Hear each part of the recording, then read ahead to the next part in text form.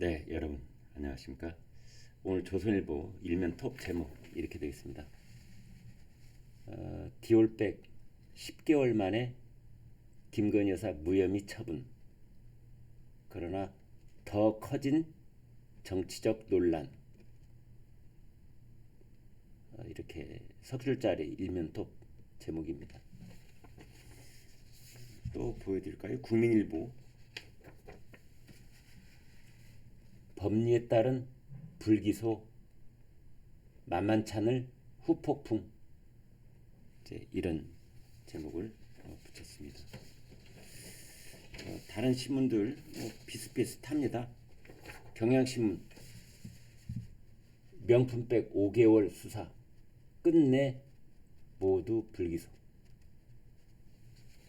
이렇게 되어 있는데 조선일보부터 좀 볼까요?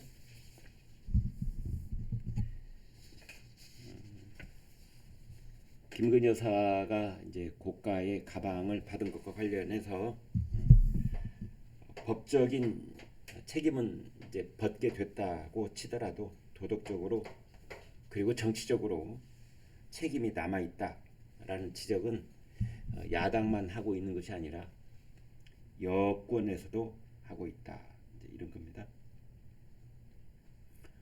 더불어민주당을 비롯한 야당은 김건희 여사 특검법을 4일, 내일 금요일입니다.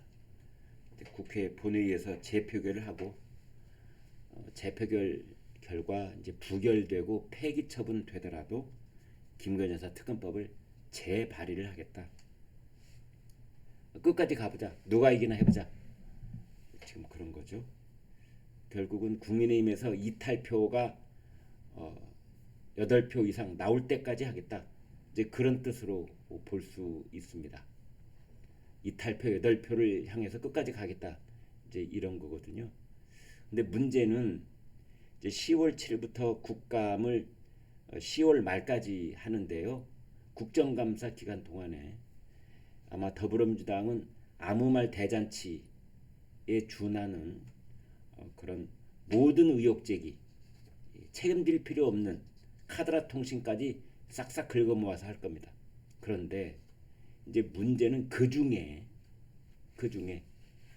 스모킹 건이 들어있는 녹취 또는 문자, 이런 것으로 증거가 뒷받침되는 그런 의혹 제기가 있을 경우, 이제 그때는 특검법, 김건희 여사 관련 특검법이 재표결 내서도 이탈표가 가능해지는 것 아니냐, 이제 그런 분석도 있습니다.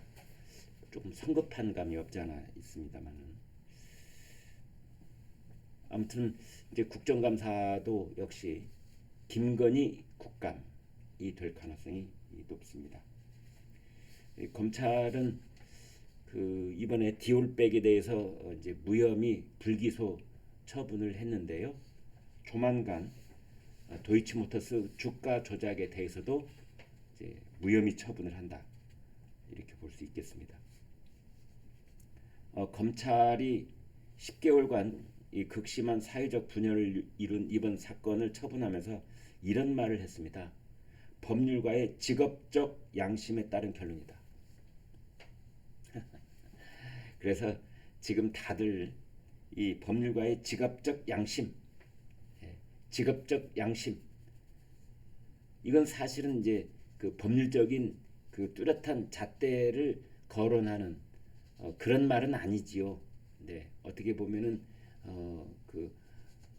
법률가의 직업적 양심이라는 말을 쓰기는 했지만, 그러나 법률가가 아주 드라이하게 중립적으로 쓸 수 있는 그런 말은 아니지 않느냐, 지금 이제 그런 말도 나오고 있습니다. 야당에서는 아무튼 국민을 배신한 처사다, 특검법을 관철을 하겠다, 지금 그러고 있습니다. 요체는 이겁니다. 김건희 여사가 최재형 목사로부터 3번 어떤 물품을 받았습니다. 대통령에 취임하고 난 다음 달부터 일어난 일입니다. 그러니까 2022년 6월에서 9월까지 있었던 일인데, 디올백 300만 원짜리, 그다음에 샤넬 화장품 세트, 그게 179만 원, 180만 원쯤 되는 것이죠. 그렇게 합하면은 479만 원이잖아요. 그다음에 40만 원짜리 양주도 한 병 받았다, 이렇게 되어 있습니다. 그러니까 양주 한 병, 화장품 세트, 디올백, 이 다 합하면 530만 원, 530만 원쯤 물품 가액으로는 그렇게 됩니다. 아무튼 이 검찰의 결론은 김건희 여사가 받은 명품 가방, 화장품 세트, 양주 모두 다 대통령 직무 관련성이 없다. 그리고 이제 최재형 목사 쪽에서 본다면 단순히 김건희 여사를 만날 기회를 얻기 위한 수단에 불과했다, 이렇게 말하고 있습니다. 그래서 이제 공무원 사회가 술렁술렁 했었죠. 공무원 부인을 또는 공무원의 남편을 만나기 위한 수단으로 300만 원짜리는 들고 가야 된다, 300만 원짜리는 들고 가야 된다, 이런 비아냥거림도 있는 것이 사실입니다. 같은 날 윤석열 대통령은 김건희 여사 특검법, 해병대원 특검법, 지역화폐법 다 거부했습니다. 거부를 한 것이 24번째입니다. 그리고 저녁에는 한동훈 대표를 뺀 원내 지도부 만찬, 한동훈 패싱 만찬을 했습니다. 재표결, 내일 있을 재표결을 앞두고 표단속을 한 것이 아니냐, 뭐 이런 말도 있고, 대통령실에서는 어제 만찬 자리에서는 김건희 여사 김자도 꺼내지 않았다, 이런 말도 있습니다만, 윤 대통령이 임기 중에 국회로 돌려보낸 법안 수는 모두 24건이 됐습니다. 민주화 이후 역대 최다 기록을 이미 뛰어넘었는데요. 앞으로 또 거부권이 계속될 그런 상황이어서 아마 역대 대통령 중에서 가장 많은 거부권 행사, 이렇게 볼 수 있겠습니다. 물론 미국 대통령은 한 사람이 수백 건 한 그런 사례도 있다, 하지만 우리나라만 놓고 봤을 때는 그렇다는 겁니다. 정혜전 대통령실 대변인 브리핑에서 이렇게 말했습니다.